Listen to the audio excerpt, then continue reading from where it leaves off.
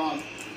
உண்மையான நம்பிக்கையும் மாறாப்பட்டும் கொண்டிருப்பேன் என்றும் இந்திய நாட்டின் ஒப்பில்லாத முழுமுதல் ஆட்சியையும் பொறுமையும் நிலைநிறுத்துவேன் என்றும் தமிழ்நாடு அரசு அமைச்சராக உண்மையாகவும் உலகசார்பையும் என் கடமைகளை நிறைவேற்றுவேன் என்றும் அரசியல் அமைப்புக்கு சட்டத்துக்கும் இணங்க அச்சம் ஒருதலை சார்பும் என்று விருப்பு வெறுப்பு விலக்கி பலதரப்பட்ட மக்கள் அனைவருக்கும் நேர்மையாக செய்வேன் என்று ஆண்டவன் மீது ஆணையிட்டு உறுதிமொழிகிறேன்.